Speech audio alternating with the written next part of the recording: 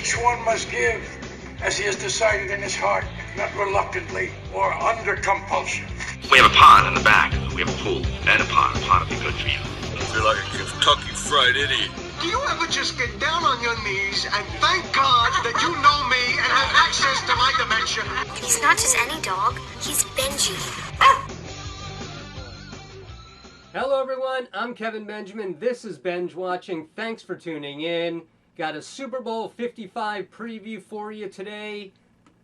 Should be a great game, to say the least. You got six-time Super Bowl champion Tom Brady going up against one-time Super Bowl champion Patrick Mahomes and the defending Super Bowl champion Kansas City Chiefs at Raymond James Stadium in Tampa. It's not a home game for the Bucs, but you can be damn sure that every time the Bucs score, regardless if they allow the cannons to be fired, every Bucs fan will light off a firecracker right after the Bucs score. So there's your cannons. Okay, so Sunday night, it's going to be one hell of a game. And kickoff is on CBS at Raymond James Stadium. And I am very nervous. Why? Because this wasn't supposed to happen. The Bucs aren't supposed to go to the Super Bowl. The Bucs weren't supposed to get Tom Brady. Rob Gronkowski was not supposed to come out of retirement to play for the Bucs this year. A lot of things have been said about Tom Brady leaving the Patriots for a new home, new beginning in his, after 2 decades of playing in New England with Bill Belichick. So this was a fresh start for him. It was a new beginning for the Bucs. This is the last time I'm ever going to say, thank God they got rid of Jameis Winston and got Tom Brady. Because there's no way that would have happened. There's no way this would have happened without Tom Brady. Just to be able to play alongside of him makes you more intent to play well because you don't want to disappoint Tom Brady. And his teammates understand that you don't want to disappoint Tom Brady. So with that being said, I'm going to pick the Bucs 28-25. And I think that Brady will lead the team down the field in the last 2 minutes, score the go-ahead touchdown with a few seconds left, and ride off into the sunset with the Super Bowl championship. 1 year in Tampa. He ain't coming back if they win. It would be cool if he did, regardless if they win or lose. He did sign a 2-year deal, so he's supposed to be back. But if he wins, I think that's it. I think that's it. Peyton Manning, he retired after the Broncos won the Super Bowl. It was his second team. He led the Colts to the Super Bowl title and then went to his second team, the Broncos, and won a Super Bowl title. It's just incredible that I'm sitting here on the day before Super Bowl 55 being played in my home area, Tampa Bay. I live in Plant City, which is about 25 miles or so to Raymond James Stadium. I've been there several times. It's a beautiful stadium. I saw here's some pictures of how the stadium looks with all the Super Bowl logos and the different color schemes in the end zones. It's weird to see Chiefs and Buccaneers in the end zones, but it's kind of cool. So let's check out the starting lineups. Here we go. It's obviously Tom Brady is leading the pack, the charge, the team, the strategic captain of the team is Tom Brady, and they're all jumping on his shoulders because he's got some incredible wide receivers. Mike Evans, Chris Godwin, Antonio Brown will be playing. So that's cool. I'm not going to tell you that I didn't really want Antonio Brown on the team, but he's here and they're in the Super Bowl and he's part of the team, so more power to him. Rob Gronkowski is just an incredible tight end. Cameron Brate, also tight end. Word has it that he may or may not play. He's got some back problems. The offensive line is really going to have to step up because you can't get anybody in Brady's little atmosphere, because if they disrupt him early, I don't see a good way back. That game 12, week 12 game against the Chiefs at Raymond James Stadium, where the Chiefs won, I think it was 26-22 or something like that. It wasn't even close. The Chiefs were up 17-0. Passed to Tyreek Hill, did a backflip in the end zone after he'd scored a touchdown to kind of like piss off the Bucs. I tell you, if I was the coaching staff on Sunday in the pregame, I would play that clip in a loop over and over and over again, and because there's nothing better than a pissed off defense. So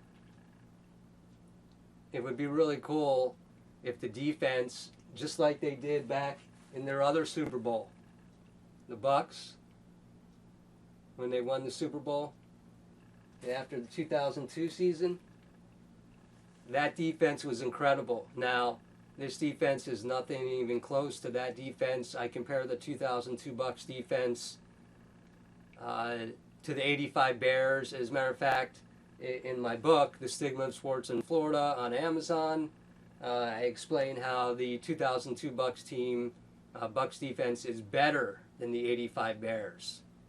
But hey, that's just my opinion. So, all right, the defense.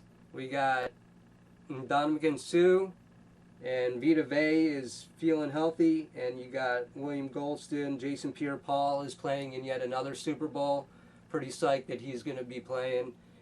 He's feeling good. I saw some interviews with him, and he's so excited. And he played at USF for the Bulls at Raymond James Stadium, so that's kind of cool. Levante David and Shaq Barrett and Carlton Davis, along with Devin White and Jason Pierre-Paul, these linebackers, I think that the run-pass option, RPO, with Patrick Mahomes, it's always, if he doesn't see anything, he's going to take off. If they can put a spy on him, on Mahomes, I would say that, put random spies on him every play, because if the defense disrupts Patrick Mahomes to the point where he's got to run, then the linebackers can come swoop right in and take him down. So, but he's dangerous. Patrick Mahomes is super dangerous when he can take off and run. Carlton Davis, like I said, and Shaq Barrett, those guys will have to have an incredible game, and I think that it's going to be the Bucs defense. And Antoine Winfield Jr. is going to play.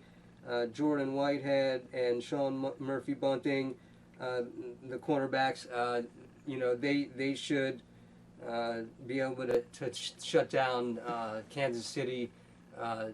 All they got to do is look at that a Week 12 game against the Chiefs, and just not do what they did before, and they should be fine.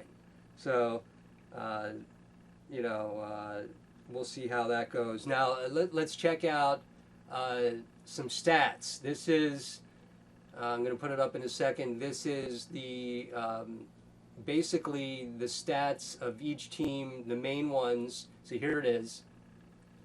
We got pretty even. I mean, points per game, you got the Bucs scoring 30.8 and Chiefs 29.6. You got them about almost exactly the amount of points giving up per defense. yards per game, around 300 for both teams as far as passing. On the ground, running, Ronald Jones and Leonard Fournette, they will have to have the games of their lives to win this game, to help them, help the Bucs. So third down percentage, that's not a good stat, because the Bucs had a lot of third and forevers and managed to actually do pretty well on third down. So 43.5%, you can take that any way you want to. I am going to say that if the Bucs are going to win this game, Ryan Suckup will have to have the kicking game of his life. The Super Bowl that was in Tampa in 1990, Super Bowl 25, Giants, Bills, Scott Norwood had a chance for the Bills to win the game in the last seconds and missed the field goal, and he never recuperated after that. So you don't want the kicker to actually, you don't want it to come down to a kick, but I have total faith in Ryan Suckup, so I'm pretty psyched about that. I started collecting Tom Brady football cards and got some pretty cool ones. I didn't really spend too much, but if they win the Super Bowl, I'll just go ahead and turn them over, sell them. So I don't know if I'm going to be able to sleep tonight. It's just an incredible feeling to be part of a Super Bowl team. And I don't know, with the football gods, that Leroy Selman in heaven, the Bucs Ultimate Hall of Famer, please do something to tilt the football gods in the favor of the Bucs tomorrow, because if they win, it would be really incredible, capping an incredible year for Tampa Bay sports. The Buccaneers are in the Super Bowl. The Tampa Bay Rays, they were in the World Series. They won the American League. They lost to the Dodgers, but they were in the World Series and had a chance to win if Kevin Cash would have left in Blake Snell. But that's a whole different episode. The Tampa Bay Lightning won the Stanley Cup. And so it's just a matter of, please God, let the Bucs win. It would be so amazing for this area if the Bucs win. The best thing about this, and the worst thing about this, is that I didn't see Tom Brady play in person. And that's because they only allowed so many people in the stands, and tickets were just, if there was no COVID, I would pay like $30 or $40 for a ticket and upper deck, no problem. But I'm not paying $300 to sit in the stands with a mask all game. So, take that for for what it's worth. I would love to be at the game. I don't know anybody that is actually going to be attending the game. It would be really cool to see the Bucs win at home in Raymond James Stadium. If they do win, they're going to fire the cannons. That's, the word has it that if the Bucs win, they will fire the cannons. So that's kind of cool. But the ultimate thing about this whole Tampa Bay, and also the Miami Heat went to the NBA Finals, remember, and lost to the Lakers. So you had like the most incredible year in sports in the state of Florida. And the Dolphins even did pretty well. And so the worst thing is that it's basically, I'm trying to lead up to this, no fans in the stands, so it couldn't be any more of a stigma of sports in Florida than to have this happen, all this good stuff happen to our teams.